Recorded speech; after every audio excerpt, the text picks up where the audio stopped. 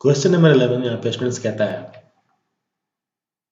कथन है कि प्रदूषण कम करने के लिए सरकार ने शहर की फैक्ट्रियों को तत्काल प्रभाव से पुनर्स्थापित करने का निर्णय लिया है। ठीक है, तो यहाँ बात हो रही है सरकार कुछ कहना चाह रही है और सरकार ये कह रही है कि प्रदूषण को कम करना है, इसलिए फैक्ट्रियों को पुनर्स्थापित करना है।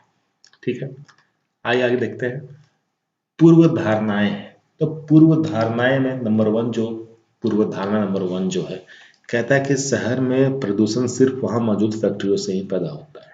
ठीक है, तो प्रदूषण फैलने के लिए बहुत सारे फैक्टर्स हैं, अलग अलग तरीके की चीजें होती है, सिर्फ फैक्ट्री से ही प्रदूषण नहीं फैलता है।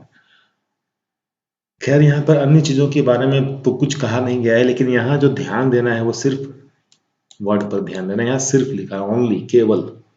ठीक है, तो शहर में प्रदूषण सिर्फ यहाँ मौजूद फैक्ट्रियों से ही पैदा होता है। जब ये एजम्पशन में ये वर्ड लगा रहे, सिर्फ वर्ड लगा होता है, तो वो गलत होता है। ठीक है, आगे कहता है नंबर 1 में कि हो सकता है लोग पुनर्स्थापित फैक्ट्रियों तक रोजाना यात्रा कर लें। ठीक है, ये भी देखिए हाइपोथेटिकल बात है। क्या है कि सरकार फैक्ट्री को कहां पर पुनर्स्थापित करने वाली है, कितनी दूर करने वाली है, इसके बारे में कोई जानकारी नहीं। तो हो सकता है कि लोग वहां तक रोजाना सफर ना करें। ठीक है, तो इसका आंसर होगा ना तो निष्कर्ष 1 और ना ही 2 अंतर्निहित है। ठीक है, अब यहाँ पर स्टूडेंट ध्यान देने वाला बात है कि एजम्पशन में 90% केसेस में ये देखा गया है, 90% केसेस में, कि जिसके साथ ओनली या सिर्फ या केवल लगा होता है वो एजम्पशन या कंक्लूजन या आर्गुमेंट गलत होता है। इसलिए मैंने यहाँ पर लिख दिया कि अगर ओनली होगा तो वो गलत होगा। नेक्स्ट क्वेश्चन की ओर बढ़ते हैं, क्वेश्चन नंबर 12 की ओर। क्वेश्चन नंबर 12 कहता है, अल्फाबेटिक से क्वेश्चन है, अंग्रेजी वर्णमाला में प्रारंभ से 7वें अक्षर तथा अंत से 14वें अक्षर के ठीक बीच में कौन सा अक्षर है। ठीक है, मतलब मिडिल लेटर निकालना, जो भी दो डाटा यहाँ दिए गए हैं उनके बीच में कौन सा अक्षर है। ठीक है, तो डियर स्टूडेंट्स यहाँ पर ध्यान देना है। सबसे पहले ये ध्यान देना है कि अंग्रेजी वर्णमाला, तो अंग्रेजी वर्णमाला के बारे में अगर कहा गया है तो अंग्रेजी वर्णमाला ए से लेकर के जेड तक होता है। तो अंग्रेजी वर्णमाला में जो भी, ठीक है, ए से जेड तक का जो भी वैल्यू हमें याद है वो लेफ्ट से याद है, मतलब बाएं तरफ से याद है, न कि दाएं तरफ से याद है। तो यहां दो डाटा दिया है, एक है प्रारंभ से 7वें, प्रारंभ मीन्स लेफ्ट, और अंत से मतलब राइट।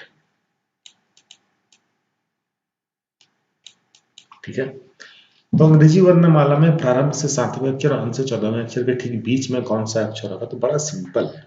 सिंपल ये है कि हमें दोनों वैल्यू को जोड़ना है, दो वैल्यू को जोड़ना है, लेकिन ध्यान ये देना है कि हमें जो दोनों वैल्यू जो जोड़ना है वो लेफ्ट से होना चाहिए, ना कि राइट से। ठीक है, मीन्स दो वैल्यू को ऐड तो करेंगे लेकिन वो दोनों वैल्यू लेफ्ट से होना चाहिए। और अगर कोई भी राइट में है, या तो दोनों राइट में है, ठीक है, या दोनों लेफ्ट में, अगर दोनों लेफ्ट में है तब तो ठीक है, दोनों को जोड़ लेना है। अगर कोई एक राइट में है या दोनों राइट में है, तो जो राइट में जो है उसे 27 से माइनस करके लेफ्ट में चेंज कर देना है। ठीक है, 27 से माइनस करके, 27 में से 14 को माइनस करके, ये 14 अंत से मीन्स राइट से माइनस कर लिए तो आ गया 13।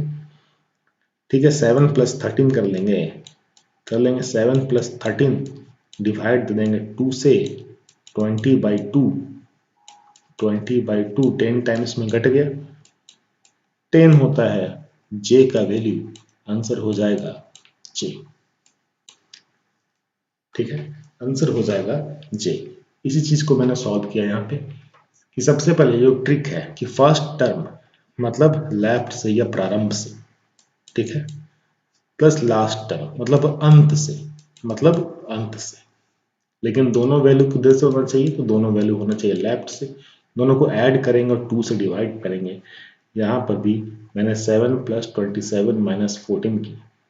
ठीक है, अब ये 27 माइनस 14 मीन्स अगर राइट से है तो उसे लेफ्ट में चेंज करने के लिए 27 से माइनस करेंगे, 27 में से 14 माइनस कर लिया, यहाँ पर 13, 7 प्लस 13 20/2, आंसर होगा 10। 10 होता है जे का वैल्यू, ठीक है, 10 होता है जे का वैल्यू। नेक्स्ट क्वेश्चन की ओर बढ़ते हैं।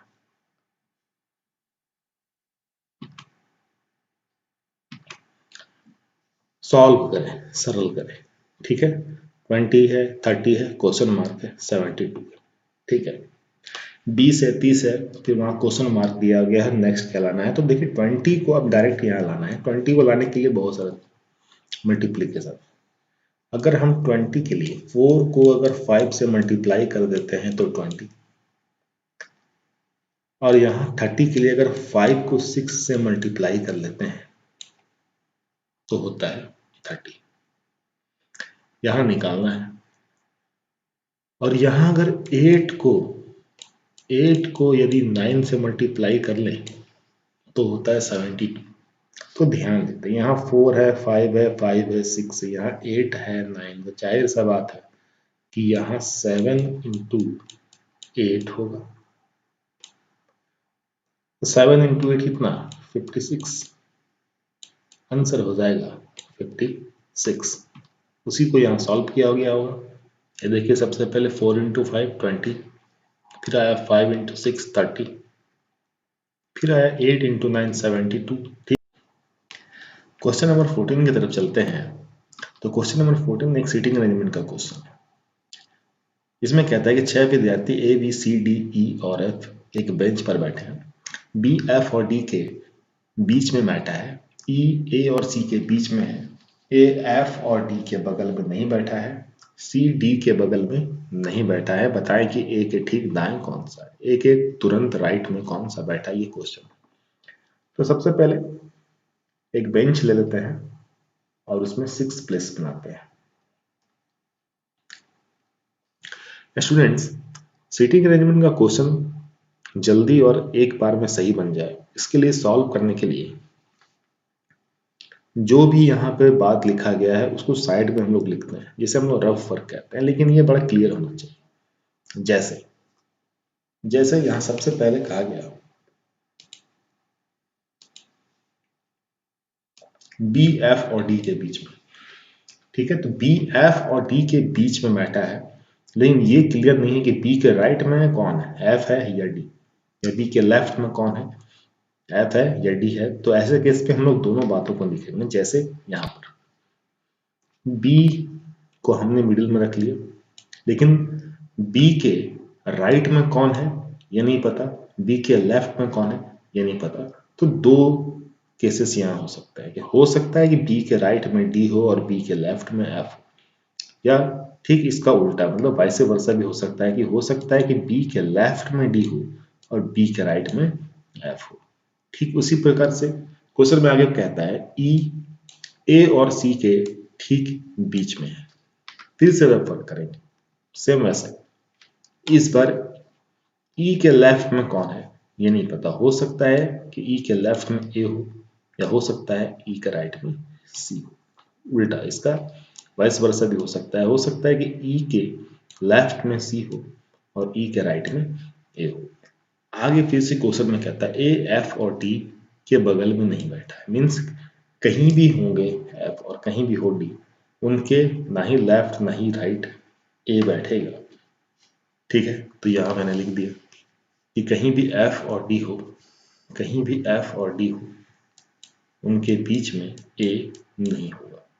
लास्ट में कहता है कि सी डी के बगल में नहीं बैठा है, मीन्स सी और डी एक साथ नहीं बैठेंगे। ठीक है, सी और डी एक साथ नहीं बैठेंगे। तो अरेंजमेंट को सबसे हम लोग स्टार्ट करते हैं। सबसे पहले एफ को, ठीक है, एफ से लेकर चलना स्टार्ट करते हैं। तो एफ को अगर हम लोग इस वाले एंड को लेफ्ट एंड कहते हैं और इस वाले एंड को राइट एंड कहते हैं। ठीक है, तो सबसे पहले लेफ्ट वाले एंड में, ठीक है, लेफ्ट वाले एंड में अगर एफ को रखते हैं तो उसके बगल में कौन, बी, और उसके बगल में कौन, डी। ठीक है, हमने रखा। अब यहां से लिंक को खोजना है कि अब इसके आगे कौन। तो डी के बगल में एक बात तो क्लियर है कि डी के बगल में ना ही सी होगा और डी के बगल में ना ही ए होगा, मीन्स ना ही यहाँ सी और ना ही यहाँ ए, यहाँ पर सी और यहाँ पर ए नहीं हो सकता है। तो क्या हम इस वाले इक्वेशन को लिख सकते हैं क्या, ई सी सॉरी ए ई और सी, ना ही यहाँ सी होगा ना ही यहाँ ए होगा। यहाँ अगर ई को लिखते हैं और यहाँ अगर सी को कर लें तो यहाँ ए नहीं हो सकता और यहाँ ना ही सी ना ही ए होगा, मीन्स ये जो अरेंजमेंट है ये। तो एक बात तो क्लियर हो गया कि डी को इधर नहीं ला सकते हैं कहीं, डी जब भी होगा तो इधर ही रख के दिक्कत है। तो एक बार डी को हम लोग राइट एंड पर रखकर देखते हैं। तो सबसे पहले डी, अब इस वाली इक्वेशन को लेकर चल रहे हैं। डी के बगल में बी, बी के बगल में एफ, ठीक है, एफ के बगल में ए नहीं होगा, मीन्स यहाँ ए नहीं हो सकता है, ठीक है। तो अगर यहाँ ए नहीं हो सकता है तो यहाँ तो ये वाला हो सकता है कि पहले सी हो जाए फिर ई फिर ए, देखते हैं सी फिर ई और फिर ए। यहाँ पर सारा का सारा अरेंजमेंट बैठ गया, मतलब ये वाला अरेंजमेंट सही हो गया। अब क्वेश्चन में है बताएं कि ए के ठीक दाएं कौन है, तो ए यहाँ है, ए के लेफ्ट तो जा नहीं सकते, लेकिन ए के ठीक राइट कौन है, ई है, आंसर हो जाएगा ई। बढ़ते हैं स्टूडेंट्स नेक्स्ट क्वेश्चन की ओर। क्वेश्चन नंबर 15, क्वेश्चन नंबर 15 में कहता है फाइंड द नंबर, ठीक है। यहाँ पर नेक्स्ट नंबर निकालना है, 8 है फिर 17 है फिर 36 है 75 है फिर क्वेश्चन मार्क है। तो क्वेश्चन इजी है, ठीक है। अगर इक्वेशन को सिंपल देखा जाए तो 8 के टेबल में 17 तो नहीं आता है, लेकिन 70 के नियर बाई 16 होता है। अगर 8 में 2 से मल्टीप्लाई कर ले तो 16 और 1 ऐड कर ले तो 17 होता है। फिर 17 2 से मल्टीप्लाई कर ले तो 34 और फिर 2 ऐड कर ले तो 36 होता है। तो अब सिंपल है, आराम से बन जाएगा। चलिए इसका सॉल्यूशन देखते हैं, ठीक है। 8 को 2 से मल्टीप्लाई किया गया और 1 ऐड किया गया तो 17 है। फिर 17 को 2 से मल्टीप्लाई किया और फिर प्लस 2 ऐड किया गया तो 36, फिर 36 को 2 से मल्टीप्लाई किया गया प्लस 3 किया गया तो 75। तो अब नेक्स्ट सीरीज जो है वो क्लियर है कि 75 को 2 से मल्टीप्लाई किया जाएगा और प्लस 4 किया जाएगा, आंसर हो जाएगा 154, ठीक है। होप कि आप स्टूडेंट्स को सारा क्वेश्चन समझ में आ रहा हो और एग्जाम में भी इसी पैटर्न पे ही आ रहा है, तो ज़्यादा टफ नहीं है, इजी है, आराम से आप सॉल्व कर सकते हैं। वर्बली सॉल्व हो सकता है ये सब, ये सिर्फ मैंने समझाने के लिए इतना सारा दिखाया है। नेक्स्ट क्वेश्चन की ओर बढ़ते हैं। क्वेश्चन नंबर 16, कथन मीन्स सिलोजिज्म का क्वेश्चन है। कथन में कहता है कुछ रोड तालाब है, सभी तालाब स्टोर है, कुछ स्टोर बैग है, ठीक है, सम ऑल सम। निष्कर्ष में क्या कहता है, निष्कर्ष नंबर 1 में कहता है कुछ बैग तालाब है, नंबर 2 में कहता है कुछ स्टोर रोड है।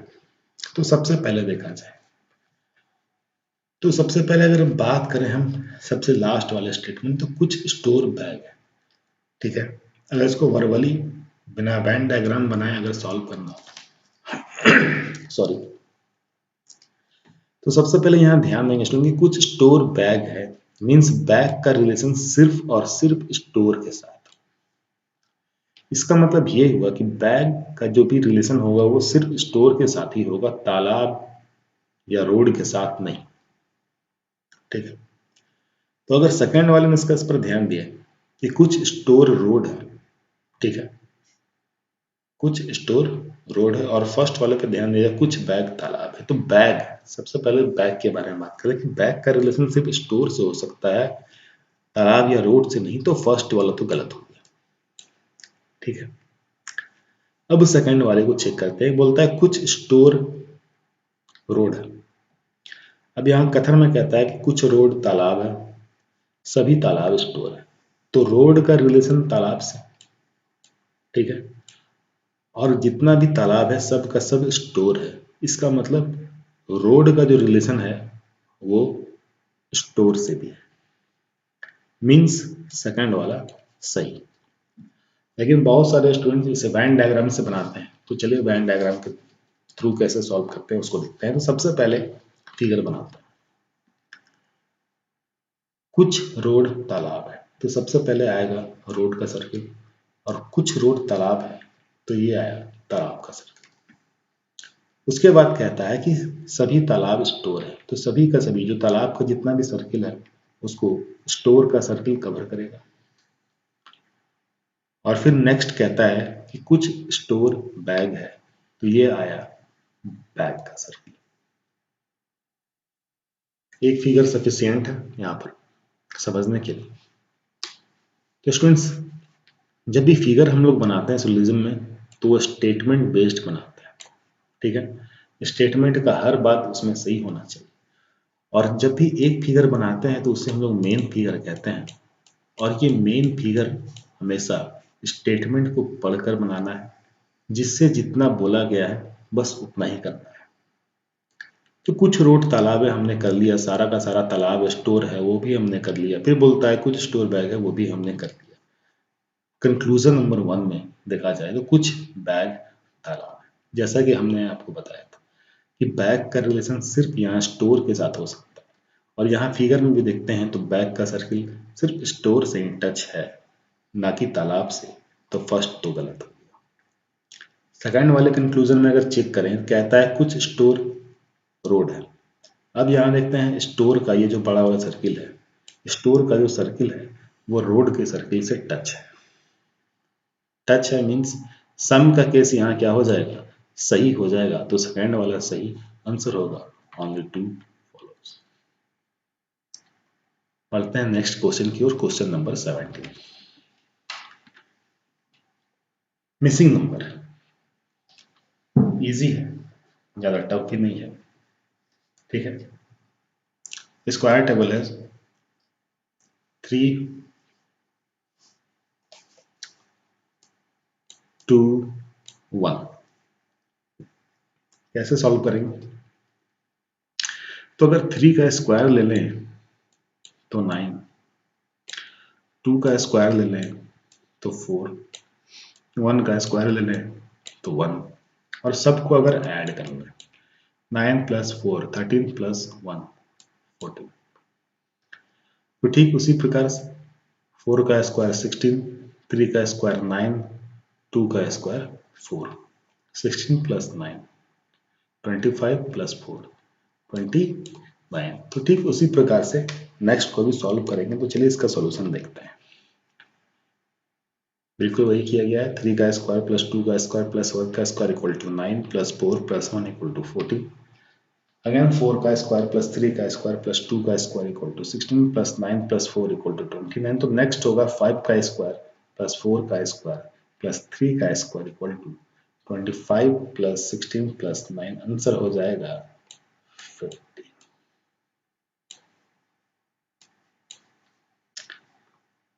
सिंपल था। नेक्स्ट क्वेश्चन की ओर बढ़ते हैं। Question number 18। एक लड़की की तस्वीर की ओर इशारा करते हुए रमेश ने कहा, ठीक है, ब्लड रिलेशन का क्वेश्चन है। तो ब्लड रिलेशन का क्वेश्चन बड़ा सिंपल में समझ लेना है, पहले भी हमने बताया है। और एक बार मैं फिर से बता दूं कि मेरा, मेरी, मैं, ऐसे सब पर ध्यान देना है। तो एक लड़की है, लड़की की तस्वीर है, उसकी तरफ इशारा करते हुए रमेश, तो बोलने वाला रमेश है, ठीक है। और क्या कहता है कि उसकी माँ का भाई मेरी, मेरी, ये जब भी मेरा शब्द आएगा, बात यहाँ रमेश खुद अपने आप के बारे में करेगा।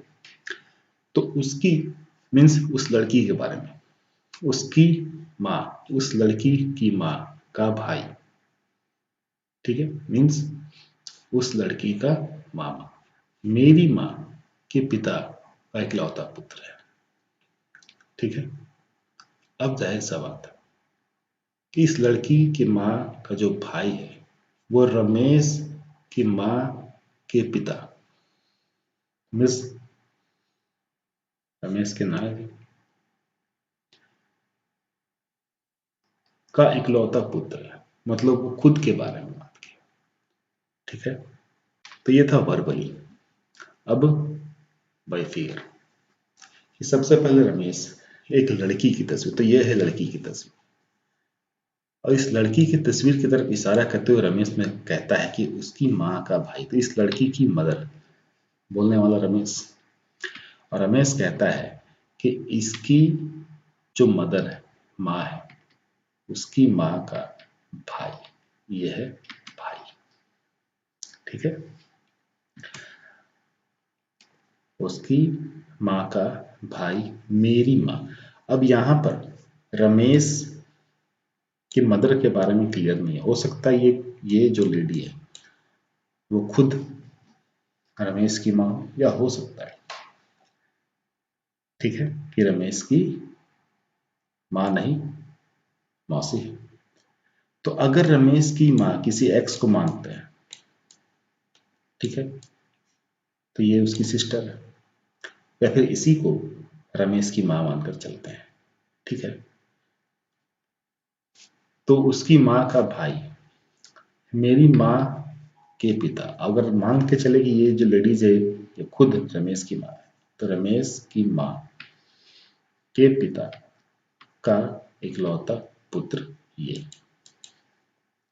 ठीक है, तो बताएं कि लड़की की माँ, तो लड़की की माँ ये रमेश से कैसे संबंधित है, तो रमेश से कैसे संबंधित है, तो या तो ये माँ है, अगर इसको माँ मानते हैं तो आंसर मदर, या फिर हिंदी में मौसी और इंग्लिश में मदर सिस्टर, ऑप्शन में स्लैश करके दोनों दे सकता है। तो अगर ये मदर है तो ये सिस्टर है, और यदि ये मौसी है तो ये कजन है। ध्यान देना, फिलहाल यहाँ पर बताएं कि लड़की की माँ, तो इस लड़की की माँ के बारे में, मतलब इस महिला के बारे में पूछा है, तो आंसर या तो मदर या mother in law. Next question, question number 19, 31 दिसंबर 2005 को कौन सा दिन था?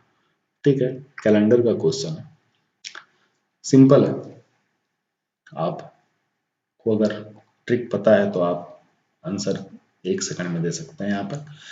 तो 31 दिसंबर 2005, 2005, ठीक है, 2005 चेक करना है। 2005 एक ऑर्डिनरी ईयर है, और ट्रिक ये है कि लास्ट के 2 डिजिट को 4 से डिवाइड करना है। तो 5 को अगर 4 से डिवाइड करें तो 1 टाइम्स में 4 रिमाइंडर आएगा 1। ठीक है, अब यहां पर ध्यान दीजिएगा, तो यहां पर एक कंसेप्ट तो क्लियर है। ठीक है, अगर रिमाइंडर 1 आएगा तो क्या करना है, रिमाइंडर 2 आएगा तो क्या करना है, लेकिन यहाँ बात 31 दिसंबर 2005 को कौन सा दिन था, ये दिन के बारे में बताना है। ठीक है, कौन सा दिन था, तो निकालने का बहुत सारा तरीका है। या तो आप आज के डेट से, जिस दिन आप इस क्वेश्चन को देख रहे हैं उस डेट से सॉल्व करें, या फिर अगर कुछ बातें आपको याद हैं, ठीक है, तो वहां से सॉल्व कर सकते हैं। तो सबसे पहले समझते हैं कि सबसे पहले क्या जानना है। जैसे कि आप लीप सेंचुरी ईयर या किसी भी सेंचुरी ईयर के बारे में जानकर रखें। जैसे 2005 से 5 साल पहले 2000 था, और 2000 एक लीप सेंचुरी ईयर है, तो लीप सेंचुरी ईयर ऑलवेज, हमेशा सैटरडे से स्टार्ट होता है और सैटरडे से एंड होता है। तो यहां हमने लिख दिया 1 जनवरी 2000 शनिवार था। ठीक है, अब क्या है कि लीप ईयर का फर्स्ट डे और लास्ट डे में 1 दिन का डिफरेंस होता है। मीन्स अगर लीप ईयर सैटरडे से स्टार्ट हो रहा है तो वो संडे पर एंड होगा, 1 दिन बढ़ता है, क्योंकि बीच में 29 फरवरी आता है। तो 31 दिसंबर 2000 क्या हो जाएगा, संडे। उसके बाद जस्ट नेक्स्ट डे आता है 1 जनवरी 2001, तो संडे के बाद कौन सा डे, मंडे। ठीक है, अब कंसेप्ट सिंपल और क्लियर है कि जब भी हम लोग पूरा पूरा एक साल आगे जाते हैं, means date same, month same, और सिर्फ ईयर में 1 ईयर का डिफरेंस हो जाए, एक साल आगे चले जाए, तो हम लोग को पता है क्या करना है। 2001 भी ऑर्डिनरी ईयर है, 2002 भी ऑर्डिनरी ईयर है, तो जब भी ऑर्डिनरी ईयर से नेक्स्ट ऑर्डिनरी जाते हैं तो एक दिन बढ़ता है, तो यहाँ मंडे के बाद होगा ट्यूसडे। ठीक उसी प्रकार से 2002 भी ऑर्डिनरी ईयर है, 2003 भी ऑर्डिनरी ईयर है, तो यहाँ भी एक दिन आगे बढ़ेगा, तो यहाँ हो जाएगा वेडनेसडे। अब आता है 2004। यहाँ 2004 एक लीप ईयर है, लेकिन स्टूडेंट्स ध्यान देना है कि कोई भी लीप ईयर तब तक लीप ईयर नहीं बनेगा जब तक 29 फरवरी ना आ जाए। 2003 से जब 2004 जा रहे हैं तो 29 फरवरी आया तो है, लेकिन वो 2004 का नहीं, 2003 का आया है। और 2003 का फरवरी 28 का, तो यहां भी एक दिन बढ़ेगा। अब आगे बढ़ते हैं, तो जब 2004 से जब 2005 जा रहे हैं, लीप ईयर से ऑर्डिनरी ईयर जा रहे हैं, तो फिर सिर्फ और सिर्फ हमको फरवरी मंथ ही चेक करना है। ध्यान ये देना है कि अगर फरवरी मंथ, फैब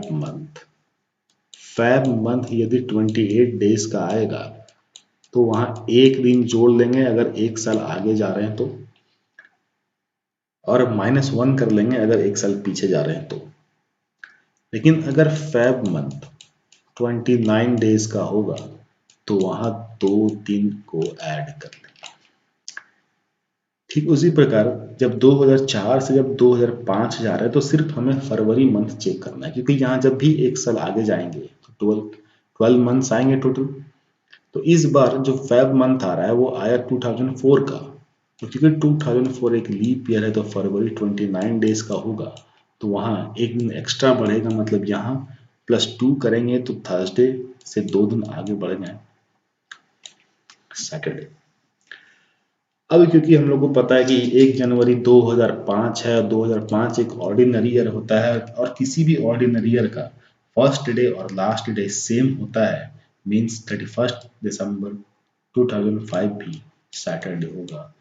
हमारा आंसर हो जाएगा शनिवार, ऑप्शन नंबर सी।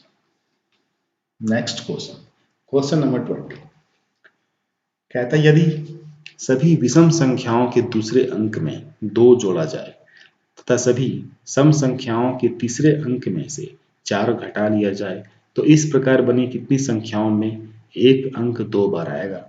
और यहाँ नंबर दिए गए 761, 248, 435, 924, 657। तो क्या बोला है कि विषम संख्याओं के दूसरे, विषम संख्या मीन्स ऑड नंबर, तो ऑड नंबर कौन कौन सा है, ये ऑड है, ये ऑड है, और ये ऑड है। तो दूसरे अंक में कितना जोड़ना है, 2, मतलब यहां दूसरे वाले में 2 जोड़ना है, 2 जोड़ना है, और 2 जोड़ना है। तथा सभी सम संख्या, द रेस्ट जो भी है वो सम संख्या है, और सम संख्याओं के तीसरे अंक में 4 घटाना है, मीन्स 8 में यहाँ -4 करना है, और यहाँ भी -4 करना है। तो इस प्रकार बनी कितनी संख्याओं में एक अंक 2 बार आएगा।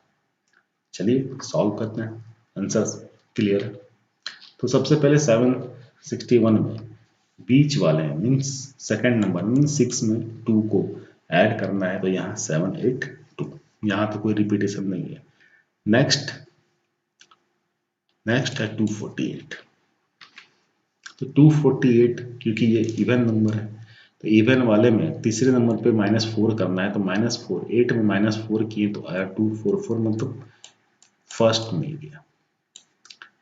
फिर है थर्ड में 435, तो 435 एक ऑड है, और ऑड में सेकेंड वाले नंबर पर 2 ऐड करना है, तो सेकेंड वाले नंबर पर हमने 2 ऐड किया तो आया 455। ये दूसरा नंबर मिला जिसमें एक ही संख्या 2 बार आया।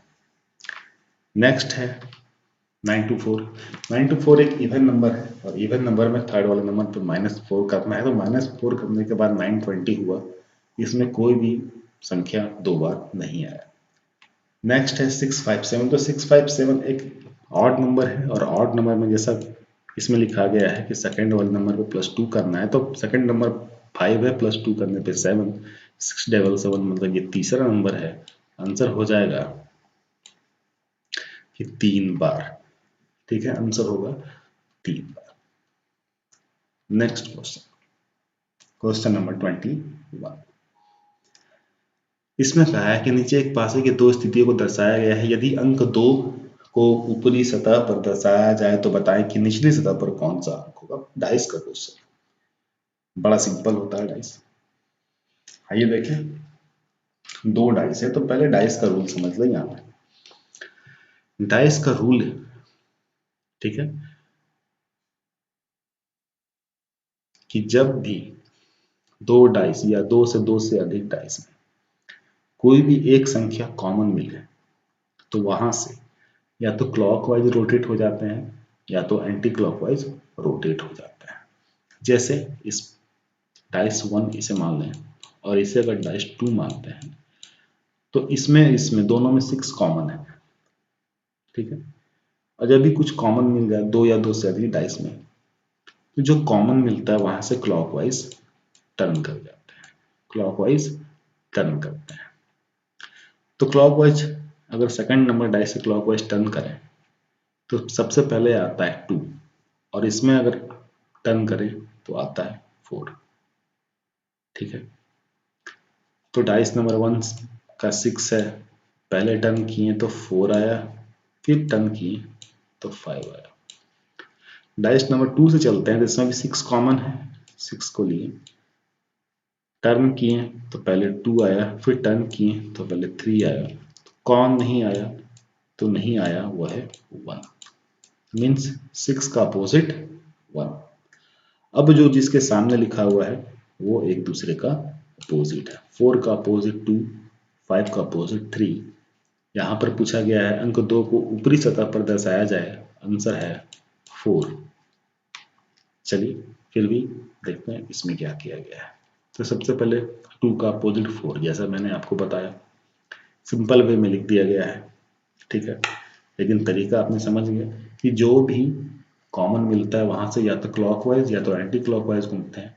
6 और 6 दोनों डाइस में कॉमन है। 6 से डाइस नंबर 1 में कॉमन से अगर टर्न करते हैं तो सबसे पहले 4 फिर 5, और डाइस नंबर 2 जो हाँ यहाँ भी 6 कॉमन है उससे अगर क्लॉकवाइज टर्न करते हैं तो सबसे पहले 2 और सबसे उसके बाद 3। जो नहीं आया वो है 1, तो 6 का अपोजिट 1, 4 का अपोजिट 2 और 5 का अपोजिट 3। नेक्स्ट क्वेश्चन की ओर, क्वेश्चन नंबर 22 एंड 23। निम्नलिखित विकल्पों में से वह शब्द चुनिए जो दिए गए शब्दों के अक्षरों का प्रयोग करके नहीं बनाया जा सकता है। ठीक है, पॉलीथिज्म। तो इसमें क्या है, तो सबसे पहले इसमें चेक किया जाए कि इसमें और इसमें कौन कौन सा वर्ड। ध्यान ये देना है कि डबल रिपीट नहीं होता है। ठीक है, कोई भी वर्ड जो भी आए वो डबल रिपीट नहीं होता है। तो सबसे पहले ऑप्शन से चेक करते हैं ना। ऑप्शन में हॉस्टल्स लिखा गया है, एच है, ओ है, टी है, ई है, एल है और एस है, तो हॉस्टल तो बन जाएगा, हॉस्टल बन सकता है। स्मिथ में चेक करते हैं, एस है, एम है, आई है, टी है, एच है, स्मिथ भी बन सकता है। पिस्टल में चेक करते हैं तो P I S T O L, pistol भी बन सकता है। तो नेक्स्ट क्या है, नेक्स्ट है थीसिस। ठीक है, T H E S I, देखिए इसमें डबल एस नहीं है और इसमें डबल एस है, मीन्स थेसिस नहीं बन सकता है। आंसर हो जाएगा थेसिस, आंसर हो जाएगा thesis. Next question number 23, emancipate. ठीक, इसमें भी वैसे ही चेक करेंगे। इमेंसिपेट में सबसे पहले पेंट दिया गया है तो पी ए आई एन और टी, ये तो बन जाएगा। मैनियक दिया हुआ है एम ए एन आई ए और सी, मीन्स मैनियक भी बन जाएगा। Menace M E N A C E, ये भी बन जाएगा। नेक्स्ट वर्ड है पेटेंट, यहाँ ध्यान देंगे तो इमेंसिपेट में टी एक ही बार है और इसमें टी 2 बार है, मीन्स पेटेंट शब्द नहीं बनेगा, आंसर हो जाएगा पेटेंट। नेक्स्ट क्वेश्चन की ओर बढ़ते हैं, क्वेश्चन नंबर 24। क्वेश्चन नंबर 24 में स्टूडेंट्स कहता है कि निम्नलिखित में से कौन सी आकृति वकीलों, पुरुषों तथा पिताओं के बीच संबंध स्थापित करती है। ठीक है, वेन डायग्राम का क्वेश्चन है, वेन डायग्राम से हमें सॉल्व भी करना है इसे।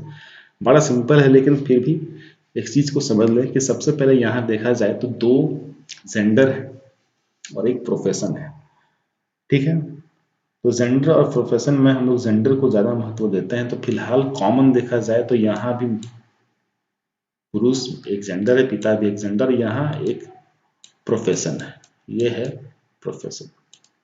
ठीक है, तो सबसे पहले पुरुषों का सर्किल आएगा और पिता, अच्छा तो यहाँ 4 ऑप्शन है, लीजिए तो और भी आसान है। तो यहाँ हम लोग को पता है कि सबसे पहले कॉमन कौन है, तो पुरुष, और पुरुष के अंदर ही कौन होंगे, तो पिता। तो ये फिगर तो गलत हो गया। ठीक है, इस वाले फिगर में देखा जाए तो ये भी हो गया गलत। इस वाली फिगर में अगर इसे पुरुष मानते हैं तो पुरुष के अंदर पिता, मतलब ये फादर का सर्किल है। अब कहता है कि वकील को भी दर्शाना है, तो वकील जरा समझते हैं। तो अगर मेल के, पुरुष के सर्किल के अंदर ही अगर वकील को बनाते हैं तो इसका मतलब ये है कि पूरे वर्ल्ड में जितना भी मेल है सबके सब एडवोकेट है। तो ये भी क्या हो जाएगा, गलत हो जाएगा, आंसर हो जाएगा ए। लेकिन इसको क्लेरिफाई करते हैं, तो ये मेल का सर्किल, उनके अंदर फादर का सर्किल, और ये वो है एडवोकेट। ठीक है, कुछ मेल जो है वो एडवोकेट है, उनमें से कुछ पिता भी हैं जो एडवोकेट है, और ये एडवोकेट का वो पार्ट है जो मेल नहीं है। आंसर हो जाएगा option number A. Next question और लास्ट क्वेश्चन की ओर बढ़ते हैं।